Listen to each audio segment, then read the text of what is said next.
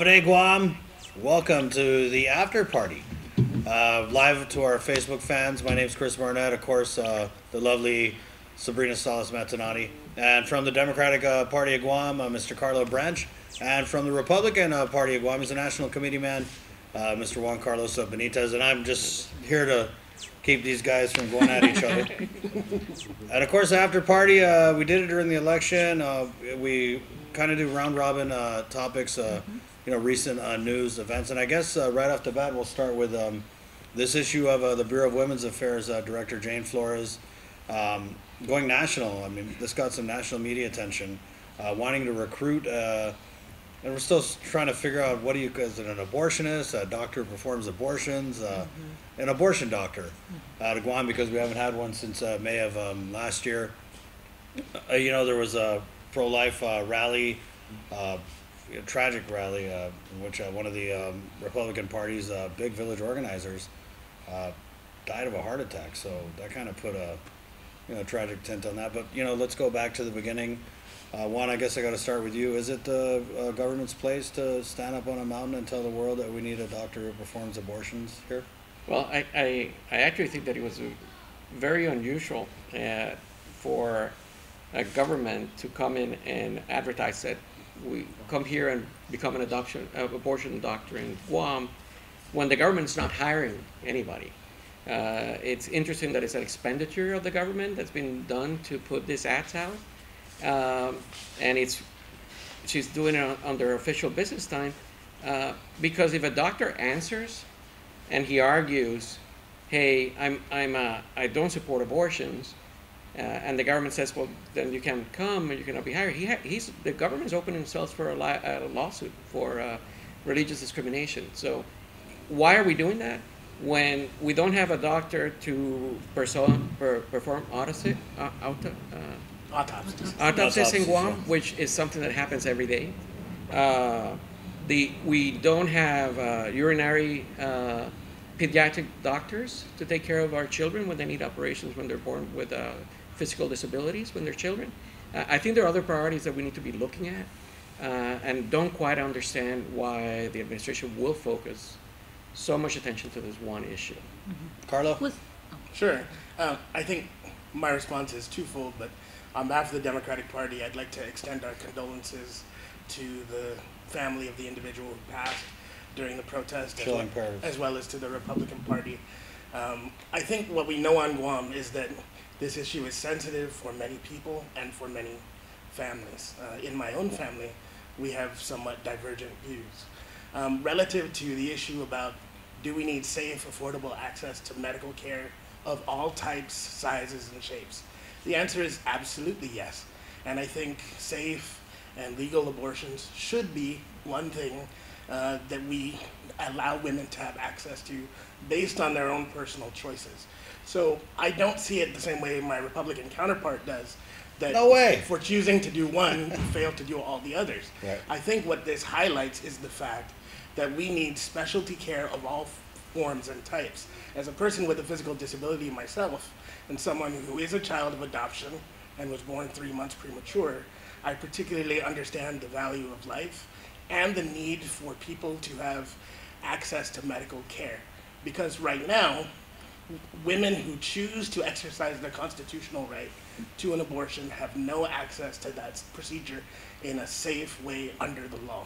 And I think what the governor recognizes is that if even one woman dies as a result of an illegal or botched abortion, whether she attempts it on herself or goes to a third party, that is a life that we clearly could have saved.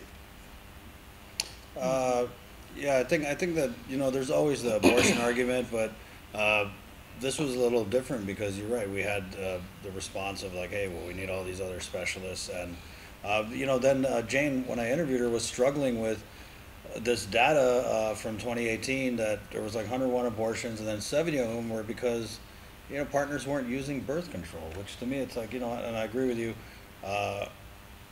as rare as often. But then, Jane was trying to reconcile her calling for this doctor when a large, like 70% of the abortions that were performed in the previous year were really just because people were being irresponsible. Right, and I think that highlights another problem we have on Guam, which is we need to exercise more personal responsibility. And that personal responsibility can be about our finances or the way that we relate to people on a personal and sexual level. That's a fact I think the governor does acknowledge. But that does not change the fact for us that a woman who personally chooses to have an abortion procedure done for whatever reason has a legal and constitutional right to that. And if women feel that they cannot exercise their constitutional right safely, that may promote a health crisis of the order we do not want to see on Guam. But let me ask you a question. Okay, so first of all, it's sort of awkward for me because it's sort of three men discussing an issue. Well, we have a woman right there. I'm listening intently. But it's not that there's any impediment for any private doctor to come into Guam and decide that he wants to start this practice. Sure. The issue and concern is the priority of this government to put it as one of their key issues, to come on and tell the entire world, we need this, and we're looking for somebody to come when they're not hiring. When the government at the same time is facing other health crises, Right, yeah. that are, And I think that was kind of the more- bonehead move on Jane Flores' Right. part. I feel like, and I think what Juan Carlos is demonstrating is an argument by exclusion. If you do one thing, it's to the exclusion of all others. That's a logical fallacy for two reasons. First, one of this administration's primary goals and accomplishments in the first 120 days of its existence was to get language inserted into federal law that allowed us 100% reimbursement on Medicaid. And that's an accomplishment that expands healthcare on Guam for children, for women, for men based on their income. I think that's a good thing. I think the Attorney General and ADLUP have made very clear that they have exercised extraordinary steps to try and get a person here to do autopsies. And I think that the Republican Party, throughout the course of the last gubernatorial election, tried to make abortion front and center on Guam. And what we got as a signal from the electorate was that they also believed in a woman's right to choose, because the governor, I believe, got 50% plus one of the vote, and her nearest Republican counterpart barely got to 23%, while abortion was a main issue of that election. So I think the governor is recognizing that we have an obligation to ensure that women who want this procedure done safely have that option. But that is not to the exclusion of all of our other priorities. Right, yeah. I just found it surprising because it just seemed like it just came out of the blue. Where I didn't hear about this during the campaign trail that, Sure. I want to bring I think an the way- abortion doctor to Guam. I think the that way it was one broke of my was she priorities. was I didn't asked, hear that. and Yeah. I think AP asked the governor, and then PDN, another news agency, reported it, and then of course our great reporters here followed up on it, right? Right.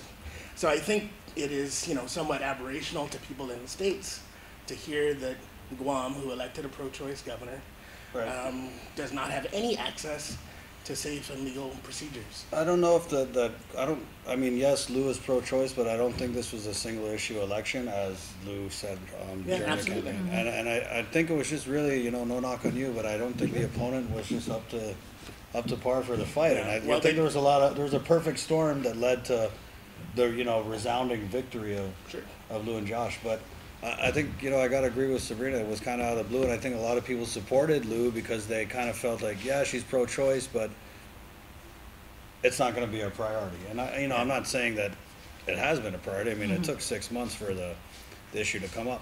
But another problem I had with it was in Jane's stories with the national media, New York Times, and a few other big media outlets. She brought up the case of this 12-year-old girl, a tragic story. I mean, she was raped, impregnated, and she propped this girl up and said that no one can help this girl, and she's going to be forced to carry this baby. So when I interviewed her, I said, and I just was under the assumption that she had personal knowledge of this girl's situation, by the way it was reported in the national media. And I said, hey, do you know this girl? Have you spoken to the family? And she was like, no. And I said, so you don't even know if this girl's family wanted an abortion? She said, no, that's not the point. But I felt like it was irresponsible, especially coming to find out later that they never wanted an abortion, and they're actually with this Safe Haven organization because they wanted at all times to keep the baby. And I just felt like that was really irresponsible of Jane. I mean, I have my own thoughts on abortion, and I just felt like, we used this case of this girl and we shot it out to national media, and national media is like, oh my God, Guam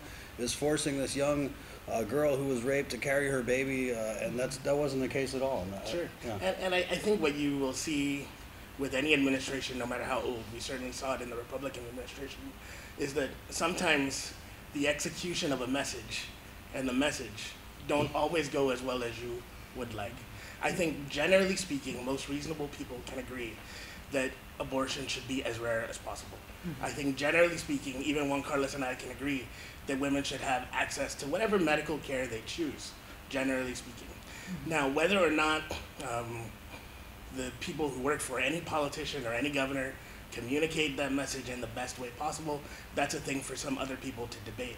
But I think, knowing the governor as I do and working on her campaign, she was intently focused on expanding medical access to affordable care on all levels. And I think with her work on FMAP and her work with the legislature coming soon, you'll see that that is the focus.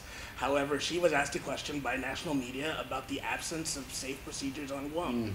She answered that question. She did not dodge it artfully, as I probably would have instructed her to do. But as Juan Carlos knows, that's what happens when you don't elect a career politician. You elect someone like Donald Trump or someone like Lou, who's going to vocalize their opinion, even if that opinion may cause some consternation back home. So moving forward, do you think with the backlash that Jane Flores and the governor's announcement, do you think that this is, Juan, do you expect the administration to keep moving this forward, or do you think they're going to move it forward under, away from the spotlight?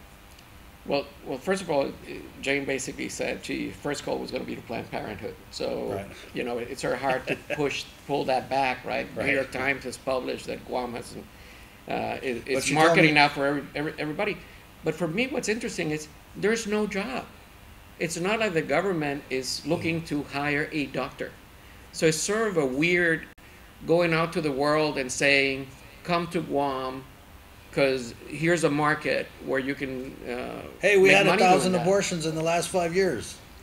Well, and again, this is, it's tough for men, but, Yeah. But I know that not all abortions are done by quote-unquote abortionists. Different women who suffer different challenges through pregnancy have ectopic pregnancies. They just had one a couple Where- months ago, GMH. Yeah, where they do everything they can, intent on carrying the baby, but as a result of some malady or of some challenge, they're not able to. So traditional doctors do that procedure as well. So I don't think that we're looking for this Dr. Jekyll and Mr. Hyde guy that wakes up wanting to do abortions because that's the thing that drives him forward. in Yeah, life. but that was I Jane's choice of words, right? Well, Again, Yeah. execution of a message, Right, a message. yeah. We can go You- on and on about abortion. We could, and I don't want to because we've only got a little time. Dr. Shea I think is perfect when he speaks about this issue. He brings the options that are locally available. There are a number of options that are available to women at that time. This is just one option on that. I think my issue is not on the point of whether this should be happening or not in Guam. The law permits it. It's allowed under present law. I prefer people to be educated well on the adoption as an option before going there. Right. My concern was only about, is this the right role of the government and how they played it? And I do want to say one final thing on abortion is I think I want to give credit to where credit is due, even if that credit is given to a Republican.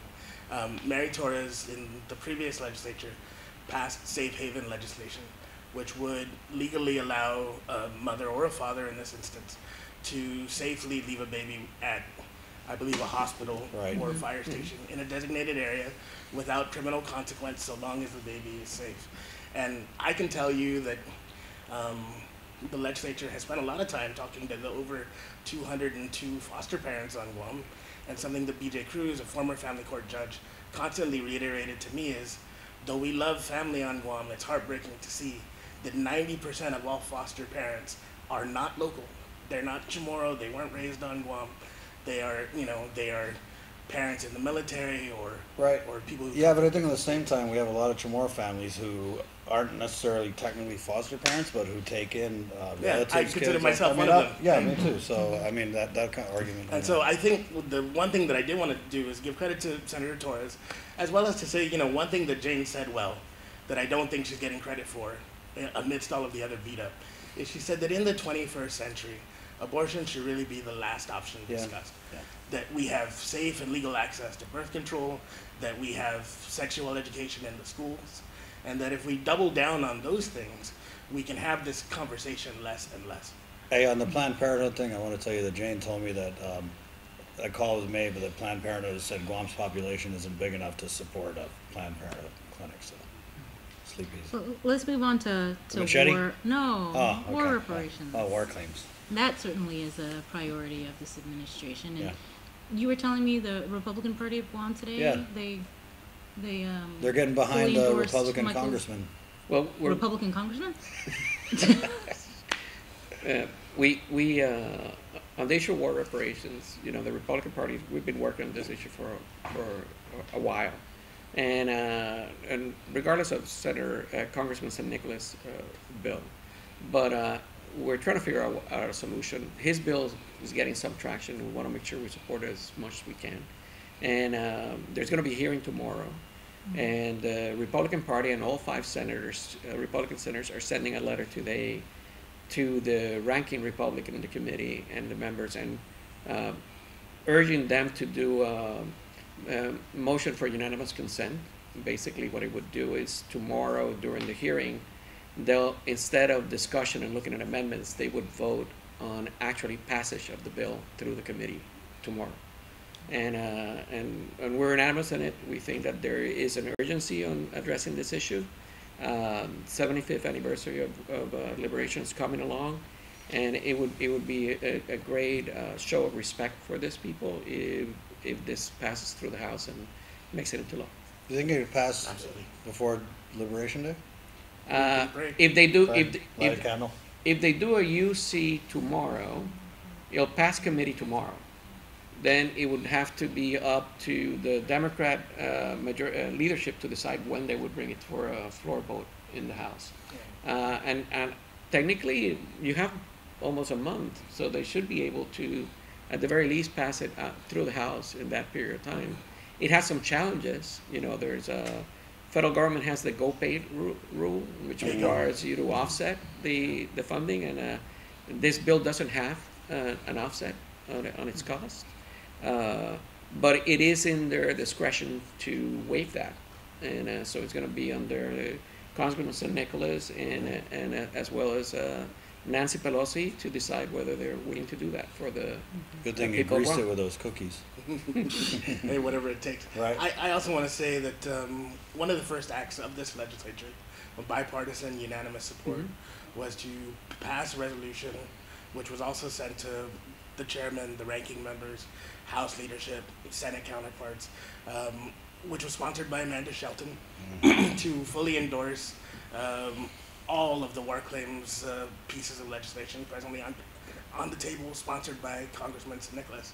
I think if we're lucky, and I want to thank the Republicans for helping us out with that letter as well, this is one of those issues where Speaker Mpinko, who I was a big fan of, got together with former Speaker B.J. Cruz, and they were members of the Federal War Claims Commission.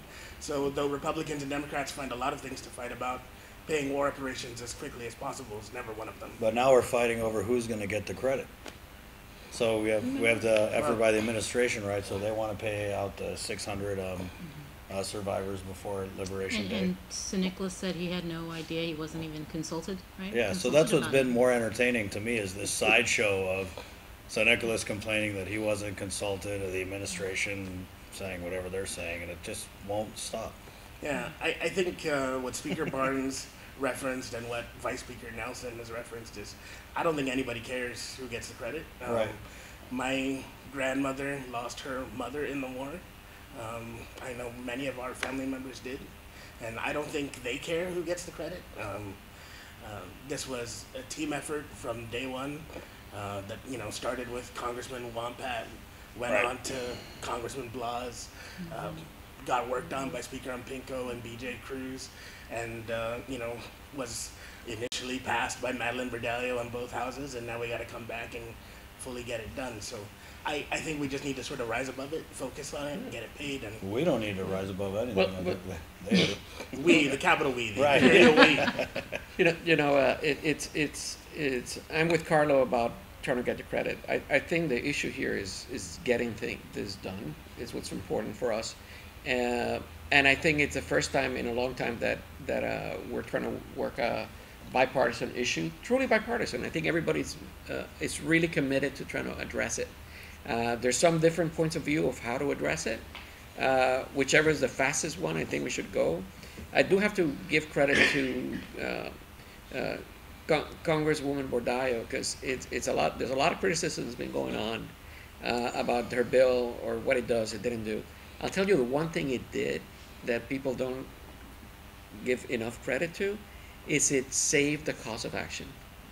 Every single one of those 3,000 and almost 500 individuals that filed a claim, if they pass, that claim goes to their children. Mm-hmm. Before that bill, the second that that individual died, the claim vanished and disappeared. There was no cause of action for their children anymore. Now that is being preserved. Now what we want is to expedite and actually give the money to the person that suffered through the occupation, at least in their last years of their lives, instead of just giving it to their relatives 5 years from now or 4 years from now. And the good thing to say is the administration is on board. President Trump wants to pay these war reparations. He wants to get something in his desk. The question is what we're going to be able to get there, complying with the regulations and rules of the House and the Senate. And we're stuck in the middle of a bureaucracy, a bureaucratic process, and every single solution that everyone is bringing is basically bypassing the system, is asking for an exception or a waiver in which the system is done. One is trying to get the waivers done by the executive. The other one's trying to get the waivers done by Congress. I just wish that at the same time we're working these two options, we would be working the traditional system of just trying to get an amendment into the appropriations bill, you know, and I don't talk to Congressman St. Nicholas every day, but I would hope that he is looking at introducing one as a fail-safe. Yeah, absolutely. And this reminds me of a story that Governor Gutierrez used to tell often, which was he and Speaker Joe T. San Augustine, who's also a firebrand, used to fight all the time. But he said the thing we fought over was who got to help the people first, right? So I think if there is any of that sideshow going on, it is out of a genuine earnestness to recognize that we are running out of time, that people are dying, and this is a debt we should settle.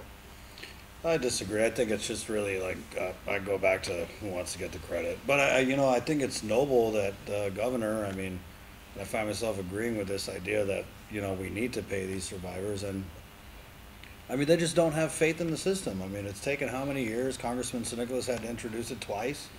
There's no guarantee that it'll be before liberation. So I could see where the governor and the administration are coming from in wanting to pay these survivors. I mean, I think, it's a good call, but I just don't, again, the message, right? They just came out and were like, hey, everybody, we're going to pay the war claims, and then they split island. And let me put it into context. Before here, I was reading the commission's report filed years ago now, and in the introduction it said that there were between 4,000 to 6,000 living survivors. There are now 608 adjudicated applications. There might be 800 survivors. So we're talking about less than 10% in that period of time, right, that still remain. And so while I understand the debate about process, and while I think Juan Carlos is absolutely right, I think we just want to get it done. Yeah, of course. But I think also it's bitter for me because we're paying it for ourselves, and there's that, and then there's other people who lost family members during the war who aren't going to be able to ever get reps. Well, I think that's part of is a two-tier battle, right? You need to the commission, which was done during President Bush's time, actually was part of the judiciary of the U.S. Department of Justice at the time, recognized that there was a cause of action for the survivors as well as their relatives. Relative claim is a little harder claim to do because the U.S. Congress has never in its history paid descendants. Right. And if they do, they feel they open a can of worms to African Americans and Native Americans to ask for war reparations for the causes with their communities. Something they're having a House hearing on, I think, in a week. Yeah. And but having said that, I am grateful that that Madeline passed a bill when she did, because we're at 3,000 and change people that will actually get war reparations paid to. Versus, as you say now, you guys are estimated 800. We estimate a little higher than that, but it is sad. I've had a lot of friends that passed away since then, and some that are probably not going to be able to see it. I do not see war reparations being paid before Liberation Day through the federal government. I think we have a shot at passing it through the House, but we still need to go through the Senate, and it needs to be signed by the president. And just timing-wise, a month is extremely short, even when you want to do something. Right. And I'm just disappointed too in this whole, Congressman Nicholas saying he wasn't consulted, and but just really the sky is falling message that he's putting out. And I feel like Tolino was right. The vice speaker was right to put out a letter that was like, "Hey kids, stop fighting. Let's all get along before I send you to your room." And that's just the state of the politics on Guam, which is crazy. I think it's disappointing that we knew about this since last year with the whole issue. Oh, well, there's that too. I mean, we can't let Congresswoman Berdalio off the hook. Because? Well, because she knew about the technical flaw that would prevent the war claims from getting paid. Well, there are sort of countervailing stories between that about that, and I don't want to weigh in on who I think is right, but something that has been an explanation, which I find plausible, is that this is an issue of a tale of two different administrations. Right. Yeah. When the language was drafted by the Obama Treasury, or was aided through by the Obama administration, there was seemingly no major argument about whether or not the language was sufficient. President Trump, his administration came in, and then their interpretation changed. So the Congresswoman's first path was to try and get that new administrative interpretation to be in line with the former administrative interpretation. That was not successful. Once that occurred, there had to be a statutory fix. But it isn't the easiest thing in the world to get in concert with a new administration and try to get them to see it the way the guy who had the job before. Especially with Trump's, he just reverses everything Obama does. Yeah. I think, given all the information that I've heard relayed from the executive branch of the federal government, I think President Trump, and I'm not his biggest fan, is acting in earnestness, as Juan Carlos said. So I want to acknowledge that. We got that recorded. Yeah, it's recorded. So I think the executive branch of the federal government is acting earnestly, and I think Congresswoman Berdalio may be getting a bit of a bad rap for the timing of the issue and the change of the administration. Right. Okay. What do you got next? We can talk about the machete incident or the recent news that we just broke on the termination of Linda again. Right. So, maybe we could kind of squeeze in. I guess we'll start on the machete thing. Wow, what a fumble by the governor to come out. And, we saw it with the Guma Tranquilidad thing, the blame the media, and it really felt like the blame the media approach it's always a bad move. But it works nationally to so much effect. Which is crazy, right? If she said fake news, maybe it would have stuck, right?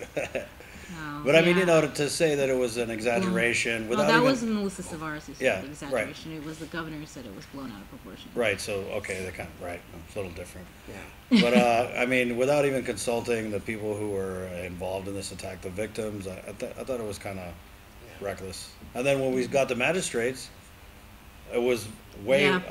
We were under exaggerating. Yeah. It was crazy. And then in interviewing people, when you kind of go out and you say that, they're blowing it out of proportion, the knee-jerk reaction from everybody out here who's dealing with all this rampant crime is to be like, God, are you out of your mind? Like, it's crazy out here. So I was able to go interview a lot of residents in Manila, business owners, and, I'm pretty sure it's a similar story in a lot of other villages. There's a problem. And it's not being exaggerated or blown out of proportion. And so I thought it was interesting that the governor kind of made a big to-do that we're going to have this meeting, and then she split, and she wasn't there for the meeting.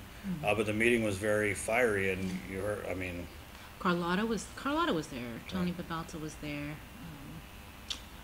Who else was there? All the FSM community leaders were there. And the one thing that I liked about it was, yes, everybody brought up their concerns about safety, but they also, it opened this dialogue about, what can we do, to curtail the crime that's happening. And, even Judy Guthertz, who was one of the victims, who actually was the person that I talked to the day it happened, and we put it out on the news, whether it was 3 or 4, 1 or 2 people that came out with the machetes, she even provided her solutions. Number one was working with the federal government and holding them accountable and enforcing the compact agreements.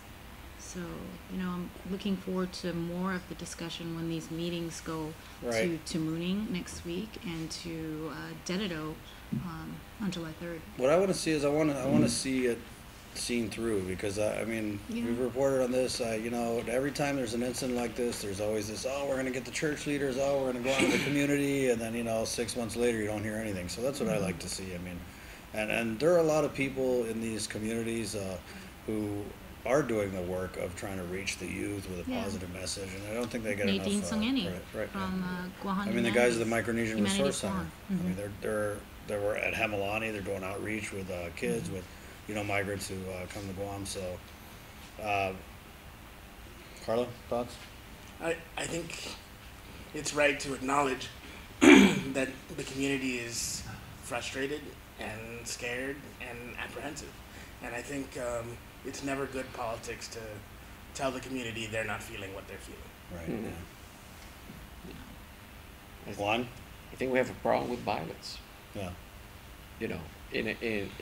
It's not just a Micronesian issue. Yeah. It's an issue with drugs, drug use. It's an issue of having both parents working and having children with a lot of time on their own, and we need to figure out how we address it. And I wish I had a quick solution for you, but at the very least, I feel that just saying there's a Micronesian error issue is a mistake. I think we have a bigger issue we need to address. There was an effort to get Guam designated as a HIDA. It failed. I think we need to unite both parties again on this issue and try to address it and say, hey, wait a second. Yeah. We have better data, and we all feel that something is happening, and it's growing exponentially. It is. Now we got heroin, right? And so I did a follow-up story on the HIDA thing with Chief Ignacio, and he wouldn't even admit that we have a problem with methamphetamine. And I don't know if that's because everyone's trying to tiptoe around, we got a new administration and, watch what you say. But, God, if the chief of police can't even admit that we have a meth problem, which the governor did in her State of the Island address, I think that's a problem. Yeah. I don't want to say... What is it I always hear Doris Flores Brooks say on the KUAM promo? The first step to fixing the problem is acknowledging it. Right. Yeah. Recently there was a group of experts that dropped by the island, and they were talking about the opioid epidemic, and there are about settlements about to come up nationwide, and Guam hasn't presented a case yet. But they were saying when they look at the statistics, the same percentage of opioid use in Guam was the same that was happening in the mainland. But in Guam, it was like nobody wanted to talk about it. And they also said, because of the micro world that we live in, the movement on the amphetamines went faster here. It shifted really quickly out of the opioids into the amphetamines. And they're saying, you guys have a big problem. And you're starting to see in cases, if you ask the FBI, if you ask some of the agencies what cases they're prosecuting, we have a big issue, and it's not slowing down. So, do you think the administration's soft on crime? Do you want to see them focus on these issues that people are dealing with on a daily basis? Yeah. Well, I do. I wouldn't say that she's soft on crime, because she did campaign, and I'll give Luke credit, the governor credit. She did campaign on increasing the number of police officers and around. And I have to say that in Tamuni, I have now a patrol that goes around the same square over and over through the day, which I feel sad for the officer. But the question is sort of looking at the resources and where we allocating them. We do have a drug issue. I think that there needs to be bipartisan effort, again, with the congressman and the governor, as well as with the parties, to figure out how we address it. And maybe we do it together with the Northern Mariana Islands, and we go into the states and try to get it. I think the other thing that I want to highlight, that doesn't get much play, is that we have to acknowledge that we have a basic economics problem, right? Yeah. You do not defeat supply unless you dwindle demand. And so the reality of the situation is that whatever we're doing, we're not doing enough of. For the first time in an executive branch budget, at least since I've been a part of local politics, there's $1.1 million for a drug treatment unit at behavioral health. Yeah. However, that's a 16-bed unit. That 1.1 not million enough. will only cover 6 beds, right? So we need to do more there. There is funding in the budget to hire an additional 50 cops in addition to the 30 we just hired. But with our existing rate of attrition and our need to fulfill the president's mission in Syria, we just dropped, another 30 guys. We are directing resources to the port, but only 5% of all containers are getting inspected. The statistic in the previous administration is true here, right? So we have a huge problem, and we're not going to be able to enforce our way out of it. So there is something broken in our society that is driving people toward addiction as a means of escape. And until we have an honest conversation at our kitchen tables and within our families about what that is, we will never solve the problem. Yeah, but my concern is we're focusing on the Intangibles? no, we're the main problem is that we need to focus a lot of our resources to education and teaching this youth that I think the it's simple. impact I just and think efforts of drugs. Because if all we do is put more in enforcement towards the end of it, at that point the addict is an addict. Right. It is trying to get our youth and realize, look, this is what the road you're going to be getting yourself into if you start here now. And I think And it's you all have, cool. I think that on both sides of the aisle, you see legislation sort of in that kind of direction, right? In the last couple of weeks, with Republican co-sponsors, Senator Lee introduced a bill for a pilot program for mandatory mental health first aid. And that program, which has been nationally tested, is directed toward allowing teachers and counselors to identify and get help for the initial symptoms of depression and drug addiction. Because we see in our schools, at middle school, an increased use of methamphetamine, opiates, and other drugs. And so I think we have a patchwork system that needs to be built into a stronger fish net, and we all have to come together to do that. I think that it's not right to say that we can't enforce it. I mean, like, God, we just had the budget hearing with the chief, and we're short hundreds of officers. So I think if we get to that level where we're adequately staffed and then it's not working, then maybe we could talk about, enforcement isn't the solution. I think we in the community, we deserve like a baseline. For both of us, what I would say is yeah. it's not the only part Sure, of the sure, solution. right. It's a much larger equation. Right. Yeah. But I think we Because- deserve to get at a baseline level where Absolutely, safety. and we I deserve think- that for a whole bunch of other things. Yeah. But Yeah. but I think what we need to acknowledge is sort of what Republican and Democratic presidential and national candidates are acknowledging, which is drug addiction of all sorts is a public health crisis. Right. That does have criminal links that we need to Sure. resolve. Yeah. But if we had an outbreak of influenza or smallpox, what Yeah. would we do as a community to resolve it? Well, we'd do drastic things. We'd shut down the airport. We'd turn the hospital into hundreds of emergency treatment beds. We'd call out the CDC and flood Guam with Right. 100 specialists, right? But I feel if like you don't address a drug problem with the same degree of seriousness, you're not really going to make a dent on it. You're just going to talk about it. I Yeah, but think how are the people drugs with a- getting in here? Because you don't just make. They Yeah. don't. There's no meth labs. I don't believe Well, in Guam. now they found those So- shake and bake Yeah. labs. Oh, here. So not, I think I'm trying Don't to give remember. anyone any ideas. I'm trying to remember I was here, and I said that there are some meth labs in Guam, and they said, well, you have no proof of it. And unless I found one specifically and say, hey, here's a meth lab. But reality has become so easy with the micro labs. They're done in a bottle. It's no longer like the guy in the big trailer like they do in Breaking Bad. Now it's literally inside a 1 gallon bottle. You can make your own batch. And that was acknowledged in the drug strategies report that BSP released. Oh, right. 3 weeks Yeah. ago. Yeah. But I think addiction is one thing, but I mean, people are addicted to drugs, yes, but they're also breaking into people's houses, Yes. there are home It invasions, trickles down. violent crime. There's just so much going on with addiction and addiction-related crime, and we've got this system at the court. I don't know what the hell they're doing there. They like letting all these violent offenders out. We've got felony offenses while people are on felony release. So, I mean, God, there's some basic problems with our system that I think we need to fix before we can say like, oh yeah, let's focus on treatment. There's people living out here, man.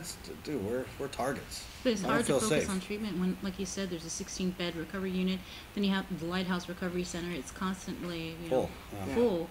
And I believe, is that it? That's all we have Lighthouse, to help? Oasis, and the unit we're about to build up. Mhm. But I mean, we have a 100-foot problem. We're in a 100-foot hole with a 10-foot ladder, Yeah. and everybody's going, well, why aren't we climbing out?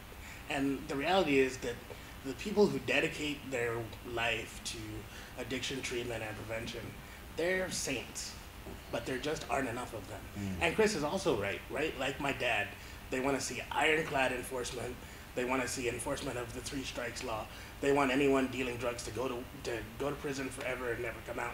I don't necessarily disagree. I just know that I'm not that bad. I just know that from an economic standpoint, markets are served based on demand. Yeah. And until we settle that problem, we will always have someone willing to fill that need. Yeah. Well, there's an obligation. One of the principal obligations of any government is to keep its people safe, create a safe Kinda basic. environment.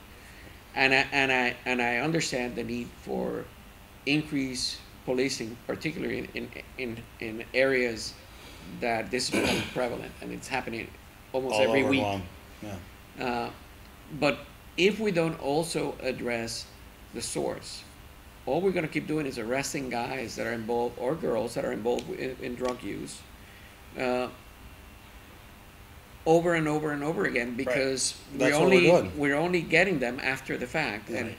what I think is it's a two-pronged approach. Is we need to create a safe environment for now, but realize we need to start stemming down the where they're coming from.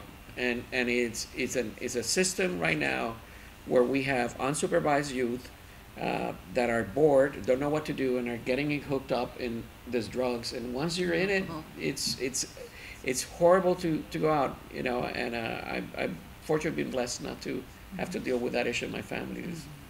You know what? I got an idea. Free idea for all the senators. You know, we have the adequate publication education. I think we need to do something with adequate public safety. I mean, we need to, like I said, establish a baseline. This many officers, no matter what it takes. I think that we deserve that, and I think that's a good. Yeah, I mean, I want to focus on treatment too. At the same time, I think we deserve to be safe in our own community.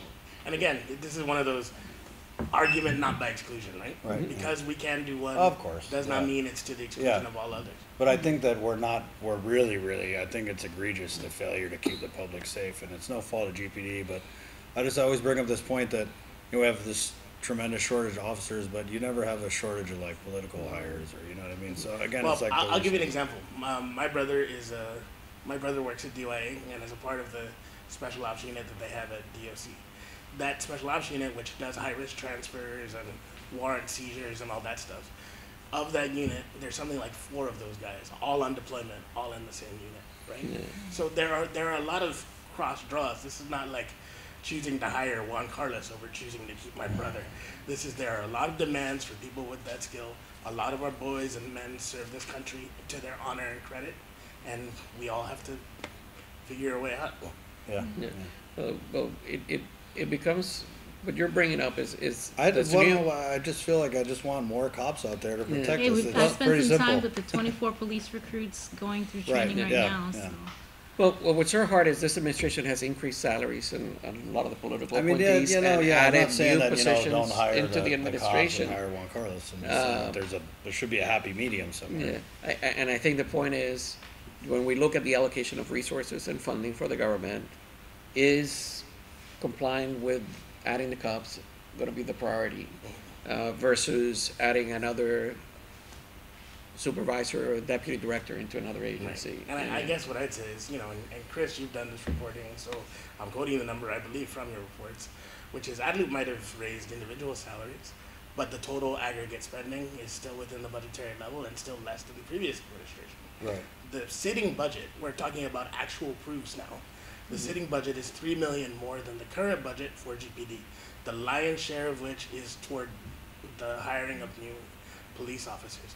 But, you know, another thing that we don't like to talk about in the government of Guam is even our police force is rated by other law enforcement, marshals, TSA, customs, because they get hired more than cops and because that job is a little less strenuous. Right. So the moment we recruit post-certify and train our guys in GPD so that they're out on highway patrol.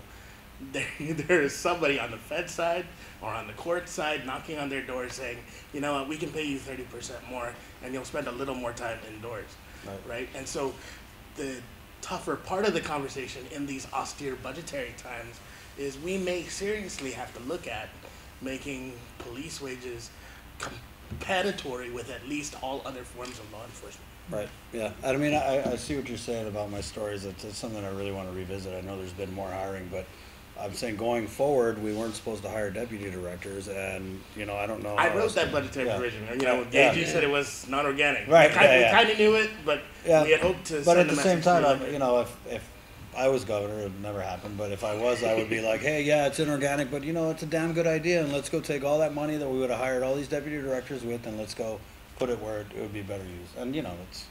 Well, Trump's doing that. He keeps naming acting directors of offices. The individual. He just lost his acting secretary of defense. Okay, but we better get out of here before this spirals into. I do want to say it's today. We passed the president's birthday, so congratulate President Trump on his birthday. And today was his announcement of his re-election campaign. And I don't know if you've noticed, but he's going through the circuits, he keeps bringing up the China's intrusion into the islands of the Pacific as one of the main themes of his re-election process and the threats that he's facing. So we're going to war with China. Probably in a Cold War.